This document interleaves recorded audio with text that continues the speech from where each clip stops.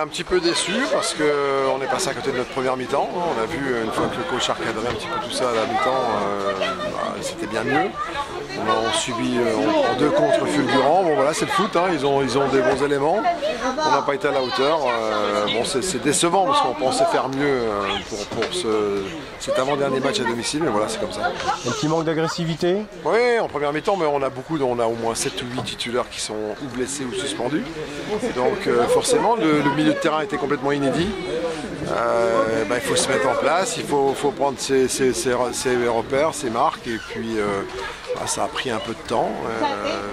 Peut-être un petit peu manque de vice d'agressivité en première mi-temps, où on laisse filer sur un contre. En deuxième mi-temps, on prend pratiquement copie conforme, une passe décisive du gardien. Bon voilà, c'est un peu décevant parce que les garçons méritaient quand même un peu mieux. Je pense que le match nul ça aurait été bien. Bon, on prépare clairement la saison prochaine, encore avec un nouveau jeune ce soir qui rentre en jeu. Hein. Oui, c'est un petit peu notre politique, parce que si on veut, de toute façon, financièrement, c'est compliqué. Donc si on veut essayer de s'installer et jouer le haut de tableau, il faut qu'on fasse confiance à nos jeunes. Et on a de très bons jeunes, hein, on l'a déjà vu. Et cette année, je pense qu'on a eu au moins 5-6 jeunes qui ont intégré l'équipe.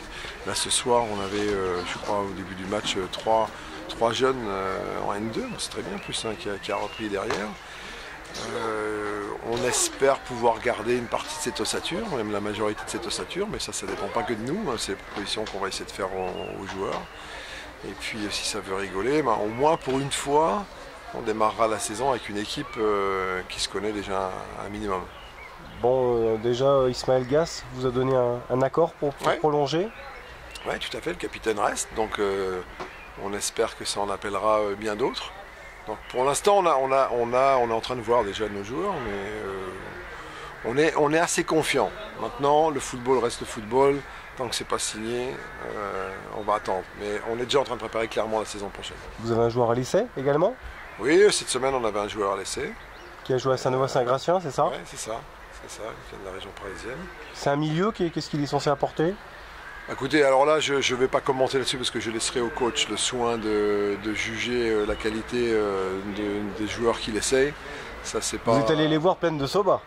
Oui, c'est vrai que je suis allé hier. J'ai pas très souvent l'occasion d'y aller ces derniers temps. Mon emploi du temps ne me le permet pas trop.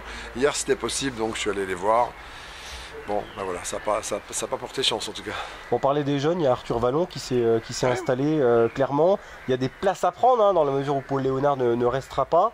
Il y a vraiment du temps de jeu à prendre. Après, bon, je sais pas, si vous avez des informations, si Paul ne reste pas, j'en sais rien. Il est encore sous contrat avec l'école belge, ça va être tendu. Ouais, on verra. Donc, en tout cas, oui, il y a des places à prendre, c'est clair. Vous parlez d'Arthur, mais il y avait aussi Marc Laurent qui est là ce soir. On a Yannis Kelchoul qui a fait la plupart du temps du match ce soir également. Le petit Alexis Martins qui rentre. Et d'autres qui sont blessés, Abdou qui est blessé, Steven qui est blessé, donc voilà, on a un bon petit groupe de jeunes. Voilà, faut prendre de l'épaisseur, faut s'étoffer, faut s'aguerrir à ce niveau-là, mais c'est très bien, en tout cas ce qui monte c'est bien. Vous n'avez pas été épargné par les suspensions, les blessures en cette fin de saison.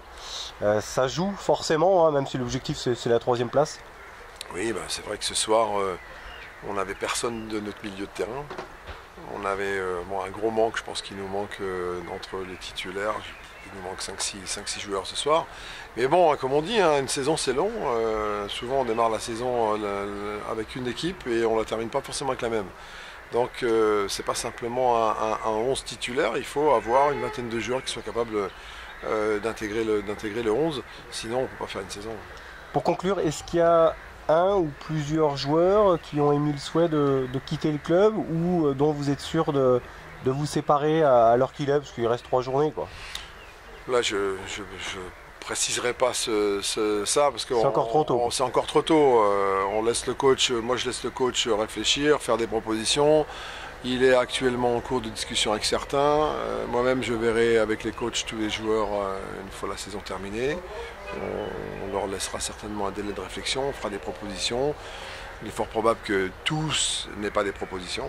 Je ne peux pas imaginer, ça serait quand même un petit peu bizarre, ça s'est jamais vu, mais je dirais la majorité auront des propositions pour rester sur la finale. Xavier Collin donc, est le coach jusqu'en juin 2020, c'est ça? Et vous, Yves Bailly, quel est votre avenir au sein du club?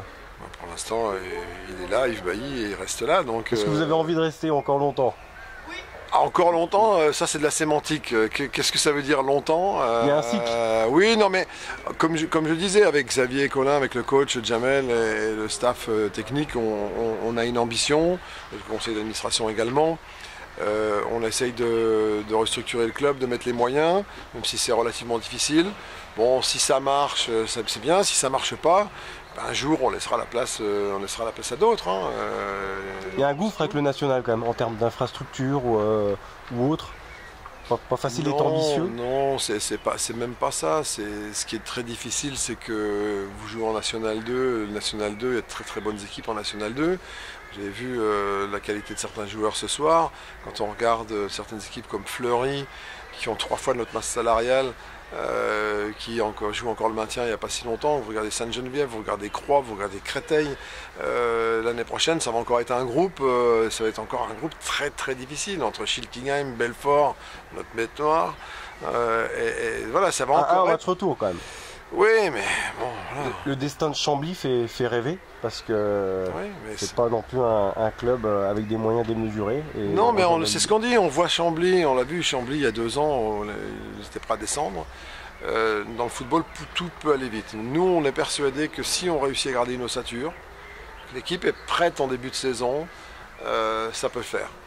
Toutes les dernières saisons, je dirais les 5 ou 6 dernières saisons, on a changé minimum 15 à 17 joueurs par saison. Il nous faut 7, 8, 9 matchs avant de commencer à avoir une équipe qui se dessine et qui commence à jouer. Donc vous perdez des points au début de championnat. Toutes les équipes ont à un moment donné un trou. Donc ça, plus 2 trous dans une saison, c'est pas possible pour réussir à finir en premier. Et en National 2, malheureusement, il n'y a que le premier qui monte. Donc c'est très très très difficile.